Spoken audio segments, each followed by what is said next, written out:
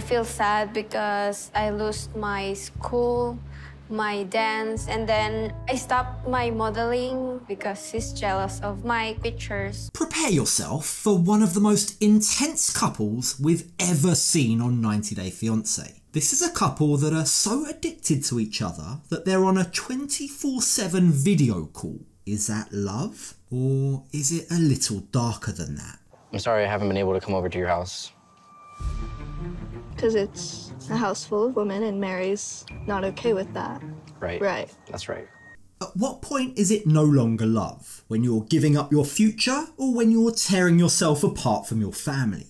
Well, before we explore the depths of this toxic relationship, let's meet the couple. My name is Brandon. I'm 23 years old. I live in Eugene, Oregon, and this is my girlfriend, Mary. She's 23 years old, but she lives in the Philippines. Meet Brandan and Mary. They're a young couple, seemingly in love, that appear to have a severe addiction to each other. And yes, when I say severe, I mean like they never seem to hang up the phone to each other. They're on a constant video call. It's like the world's worst Twitch stream. They FaceTime when they're shopping, when they're eating, when they're sleeping, even when one of them needs to go to the bathroom. I spend every single hour, every single minute, every single second on video call with Mary every single day. I love you, baby. There's just so much to unpack here. Brandan reveals that he and Mary used to chat so much that they just eventually decided it would be easier to have a 24/7 video call. The pair have dated virtually for 2 years, but they've never met up in person. Yet that doesn't seem to have stopped them from living their lives joined at the hip. We eat, we cook, we'll go into the shower with our phones, we'll do phone sex. They're so beautiful when you're sleeping. I hate to state the obvious, but this is incredibly unhealthy. The pair are still so young to have developed such a strong codependency. I'm curious to find out exactly where this stems from, because apparently codependence can often be traced back to childhood trauma. And it's definitely fair to say that 23-year-old Brandan has had a tough upbringing. I'm currently living in an RV outside of my godparents' house. Got lights, an actual bed, kitchen. I mean, what else could you ask for? Brandan lives rent-free in an RV, and in exchange, he helps out his godparents with odd jobs around their house. His relationship with his biological family has been strained ever since his mum lost custody of him and his 2 younger half-siblings after failing a drug test. This when he was 15 years old. At that point, their family got torn apart, and it seems pretty clear that Brandan is still fostering that hurt. I got taken away and went to my dad's, and the kids went to foster care. I felt betrayed. It really hit me hard. That split, being torn away from his family, the only family he knew, was clearly very traumatic. That's not even taking into account what it must have been like living with a drug addict mum for however many years. But it was at that point that Brandan now found himself in the custody of a dad he didn't know. A dad that hadn't really been in his life since his parents got divorced when he was 3 years old. And all he tells us about his experience of living with his dad is that it was a hostile environment. So when he turned 18, Brandan left. And then at 21, his godparents took him in. This is when he downloaded a dating app and met Mary. When I looked at Mary's pictures, I thought she was out of my league. But then we started talking for like 5 days straight, no sleep at all, just staying up all night just to talk to each other. And I'm like, no. After leaving his dad's house, Brandan was at a really low point in his life. He was essentially homeless, living in a van, not knowing what was going to happen to him. So that kind of sets the scene. That's the backstory. At this point, his godparents take him in, his life regains some structure and some stability, and then immediately he meets a girl who makes him feel good about himself. You can kind of understand how he might see the timing of this lining up so perfectly, suddenly all these good things happening in his life, that he may mistakenly think that Mary's the cause of this upturn in his fortune. Mary is the first person who's ever made me feel good enough. She really is. She's the one who saved me from myself. My world was black and white before she came, and now it's just colorful. This could be romantic, that is, if we didn't know how terrifyingly codependent these two are. The pair both show off some alarmingly weird behaviour. Now, while Brandan's side of this relationship might make a little more sense as we get to know his backstory, why is Mary willing to be on the other end of a phone 24/7? What caused her to get 3 tattoos of Brandan's name? A man she's never even met in person. Why does she choose to sleep in his sweaty shirts that he sends her? I've sent Mary some shirts that I would wear. I would sweat in them and make them smell like me, get some BO in there, and then I'd ship them over to Mary and she would put them on or put it on a pillow. Now, you might be thinking to yourself, this sounds terrible. This is a toxic relationship, and you'd be right. But it gets a whole lot worse. You see, we now learn that they argue daily, they're both possessive, both jealous, and both very controlling. Mary wants to know what I'm doing. She's very clingy, and I really like that because I'm kind of the same way. We have very similar past histories. Now, this similar history that he speaks of seems to relate to the fact that both of them have been cheated on by partners in the past. That hurt that each of them harbour seems to be one of the main things that binds them together. But that is a problem. You see, while Brandan enables, and let's be honest, he enjoys Mary's behaviour, the truth is they each need to resolve their issues independently. But none of them appear to be doing this. So by ignoring each of their own issues and bringing those issues into the relationship, those problems aren't going anywhere. Our ex has cheated on us and contributes to our insecurities and jealousy issues. And so being on the phone 24/7 helps give that reassurance that we're not doing anything that we shouldn't be.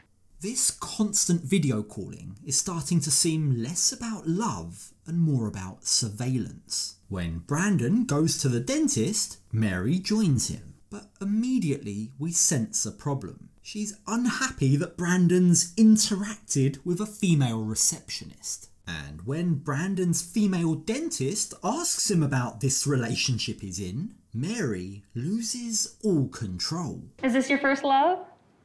No, it's not.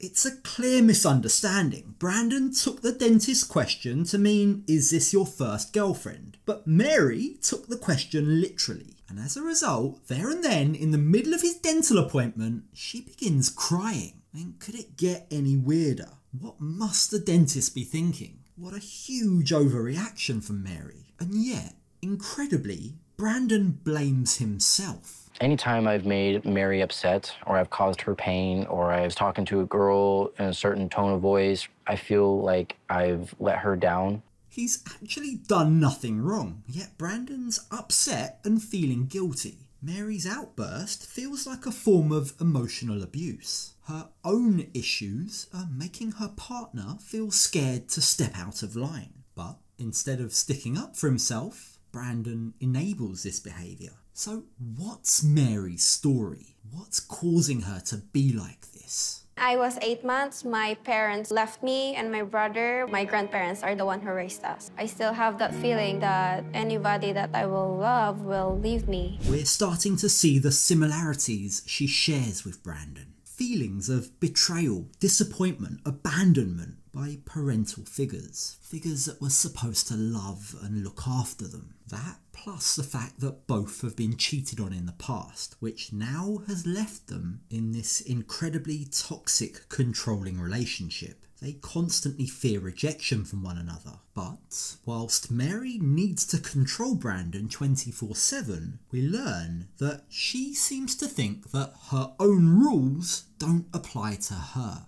I sometimes unplug the router when I go out, and then I tell him that we have power outages here. Let me get this straight. Brandan's barely allowed to look in the same direction as another female, but Mary's secretly unplugging her internet when he's sleeping and going to hang out with all male friends. The hypocrisy. How can Mary possibly justify this behaviour? Me and my friends are so close. We are friends since we are little, and I don't know how much I will be hanging out with them when he gets here. Yeah, Mary's delusional. I mean, that's so much worse than Brandan getting his teeth cleaned by a complete stranger. That being said, up until this point, we've only seen things from Brandan's point of view. Mary looks obsessive and clingy, and she is. But now, we also get to see the damage that Brandan has also had on Mary's life. Talos sa ila ni Mary kag ni Brandan para sa akon si Brandan. Before nga ginawala pa na sa ga start na kami lagaw gay mo namin sang. Mary's friend reveals that Brandan began to control the things that Mary could or couldn't do. Now, in addition to these friends that she feels the need to hide from Brandan, we learn that Mary used to be in college studying for a bachelor's in science and was also a model and part of a competitive dance team. But she gave up all of that because of Brandan. When I was in college, I have this friend. Brandan is jealous about it, and he wants me to stop dance, so I stopped dancing. And then I lost my scholarship because of that. Look, Mary clearly overreacts about Brandan talking to another woman, but Brandan's jealousy may have just cost Mary a real future. She'll no longer graduate from college. She lost a scholarship. She's been forbidden by Brandan from doing things that brought her a lot of joy, just so that Brandan could have it all for himself, because he still likes her to dance for him, just as long as no one else can have it. I really want to see you dance because it'll help me have sweet dreams. Dance, dance, dance. I feel sad because I lost my school, my dance, and then I stopped my modeling because he's jealous of my pictures. Mary's fear of losing the ones she loves led her to throw away a future. Can it get any more toxic? It's tragic just how much their past has affected each of their futures. Mary's friends say that she used to be a fun, vibrant person, but now, because of Brandan, she's stuck at home all day, doing nothing. The sad thing is, when her friends confront her about this, Mary can't see any problems. Nadlokan ka man ming kung magabot si Brandan. What if kung i-control yung tanan, hindi ka na pwede kasaot? Nga how? Wala. Why? Earth to Mary, because of all the things you just listed, Mary doesn't seem to tie any of the negative changes in her life back to Brandan. In fact, neither of them do. They label their negative traits as overthinking. That allows them to downplay it, to fool themselves by thinking and saying that these problems will just disappear. And with Brandan soon to be moving to the Philippines to be with Mary, they both hope that this overthinking will magically get better when they're together in person. But it won't. We all know it won't. And when Brandan meets up with his mum and his siblings, they try and point this out to him. How you doing? Good, how are you? My mom decided to go to rehab, and she's been clean for about a year now, so I'm very proud of her, really. Now, since moving in with his godparents, Brandan has been able to repair the broken relationships between himself, his mum and his siblings. Again, this would have all begun around the time that he first started dating Mary, so that's yet another good thing that came into his life when she did. Perhaps he's somehow connecting her back to this. But as far as today's reunion is concerned, it very much feels like Mary is an unwelcomed presence. My family and Mary don't get along. Bevy, say hello. Brandan's sister doesn't approve of this relationship. In fact, she thinks that Brandan isn't actually happy. She thinks even he finds their video chatting to be obsessive, and she's not wrong. But there's actually more to it than this. You see, while Brandan's sister is talking, Brandan's mum is oddly quiet. It seems like she's biting her tongue. I'm sorry I haven't been able to come over to your house. Because it's a house full of women and Mary's not okay with that. Right. Right. That's right. I'm sorry, what? Every time you think this can't get any worse, it does. Mary's banned Brandan from visiting his own mum because she has female housemates. She must know how complicated their relationship is. She herself has had that experience of being abandoned by her mum. How can she possibly justify getting in the way of Brandan and his mum rebuilding their relationship? And more to the point, how can Brandan just go along with it? When his sister asks if Mary's working on fixing her jealousy issues, Brandan's reply says it all. She's not exactly working on it, but it's something that we both agreed that will stop when we're together in person. Will it? I don't know until I get there. There it is. She's not exactly working on it. They both know that their jealousy issues are a problem. They've both said it's a problem, but neither of them actually want it to go away. Both of them seem addicted to not only being loved, but also loving excessively, almost as a way of compensating for a lack of it in the past. Instead of actually addressing it and getting therapy or any kind of help, they fake their concern for themselves and they defend each other's actions to their friends and their family. Because you guys have built a foundation on jealousy and distrust is pretty rocky. Every long-distance relationship has that at least a little bit. Brandan's mum tries to make it clear that their issues are spilling out and affecting the wider family. I mean, Brandan can't visit his own mum or his sister because they may have female friends in the house. Yet Brandan's seriously sitting there with a straight face, justifying Mary's ridiculous rules. Brandan's mum is speaking out of love. She's trying to protect her son. She's remaining cool and calm, and she's not really accusatory at all. This doesn't come across as particularly harsh. Yet once again, Mary breaks down in tears. Babby, are you okay? Babby? Okay, I understand them. I understand they don't like me in the first place.